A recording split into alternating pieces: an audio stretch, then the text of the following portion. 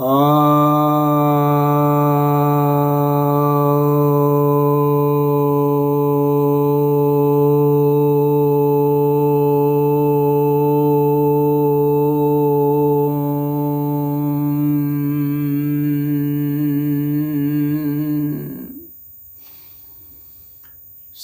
भक्तजनों को सप्रेम नमन।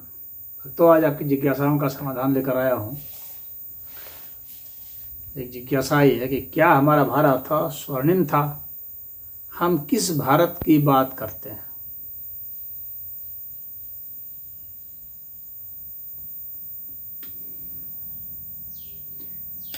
क्या हमारा भारत स्वर्णिम था? तो यहाँ पर स्वर्ण से क्या मतलब है? क्या भौतिक सोना से मतलब है? और भारत से क्या मतलब है? भारत क्या यहाँ पर देश है, राष्ट्र है,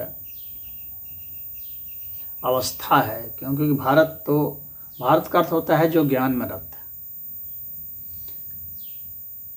तो अगर हम भूभाग की बात कर लें तो भारत उसी भूभाग को कहेंगे कि जहाँ के लोग ज्ञान में रत हों, और वह स्वर्णिम होता है, यानी श्रेष्ठतम होता है। स्वर्ण का मतलब यहाँ सोने से नहीं, यहाँ श्रेष्ठता से है, ज्ञान को श्रेष्ठ माना गया है।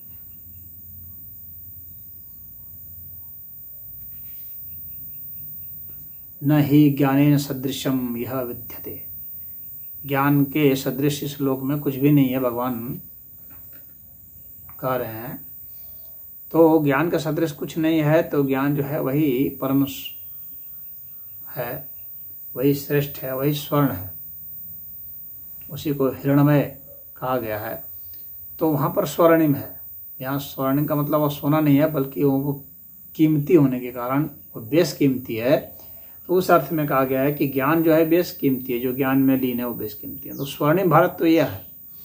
अगर आप देश के अर्थ में, राष्ट्र संस्कृति के अर्थ में मानते हैं, तो हमारा भारत उस अर्थ में भी मतलब बहुत ही समृद्ध था। अगर उस अर्थ में समृद्धि की बात करते हैं तो भारत एज ए होल बहुत समृद्ध था।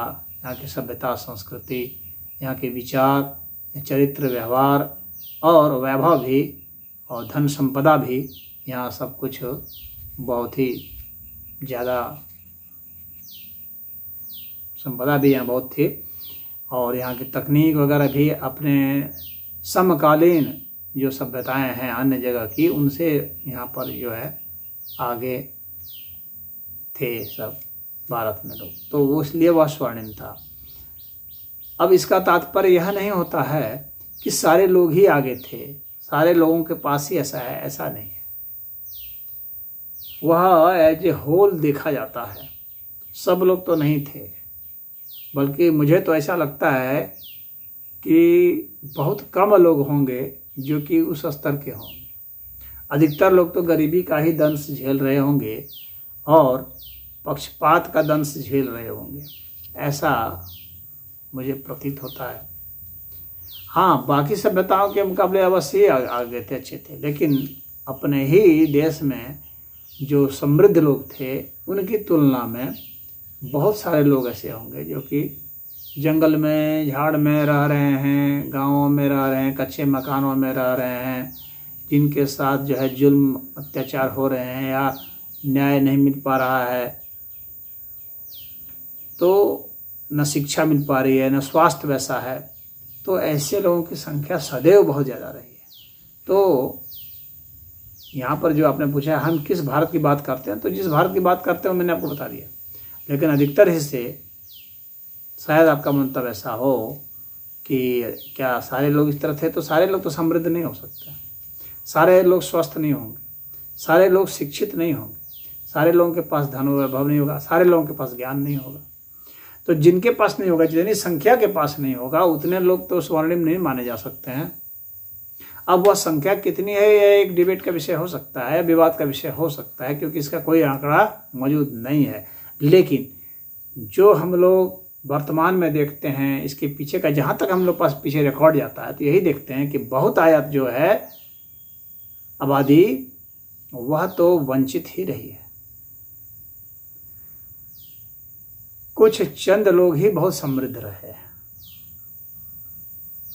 यह अलग बात है कि अन्य सभ्यताओं के मुकाबले उनकी संख्या ज़्यादा रही हो, वह एक दूसरी बात है, वो एक तुलना का दूसरा विषय है। लेकिन यहीं की जनसंख्या जो है, बहुत सारी जनसंख्या जो थी, वो शिक्षा से वंचित, स्वास्थ्य से वंचित, धन वैभव संपदा से वंचित, न्याय से वंचित, ज्ञान से वंचित, भक्ति, श्रद्धा, योग, इन सब से वंचित। अब वंचित है तो इसका मतलब यह नहीं है कि जो वंचित लोग हैं उनका दोष उसमें नहीं है या किसी ने उनको वंचित करा दिया है। यहाँ पर मेरा कहने का यह तात्पर्य भी नहीं है कि किसी ने जानबूझ करके उसको वंचित रखा, नहीं। उनके अपने प्रयास भी उतने सार्थक नहीं रहे हैं, अपने प्रयास भी उनके सार्थक नहीं रहे हैं, वे स्वयं भी बहुत जिम्मेवार रहे हैं। कुछ उस समय की पद्धति भी, सिस्टम भी जिम्मेवार हो सकता है, इस बात से इनकार मैं नहीं कर रहा हूँ। लेकिन सबसे ज़्यादा दोष तो मैं उस व्यक्ति का ही मानता हूँ जो व्यक्ति स्वयं ही उस दिशा में प्रयास नहीं करता है। क्योंकि कितना भी पीछे जाएं, सबरी भी बहुत पढ़ी लिखी नहीं थी, बहुत कुछ नहीं थी, लेकिन भक्ति उसको उपलब्ध था, तो बहुत सुखी शांतपूर्वक वो अपना जीवन जिया। वो अगर रोती भी थी तो भगवान के लिए रोती थी, न कि किसी धन पैसे के लिए, नाम यश के लिए नहीं। तो व्यक्ति का अगर अपना प्रयास है तो उसको मिल सकता है, ज्ञान, ध्यान, भक्ति इसको उपलब्ध है, सत्संग वो कर सकता है, सुन सकता है किसी भी स्तर पर। तो उसके अपने प्रयास क्या है, ये भी बहुत मायने, ये सबसे ज़्यादा मायने रखते हैं। और उसके बाद तो खैर अपने शासन की जो पद्धति है वो तो मायने रखती है, और वो जो प्रशासन का जो सिस्टम है वो भी मायने रखता है, और वहाँ के सामाजिक जो है ताना बाना क्या था वो भी मायने रखता है।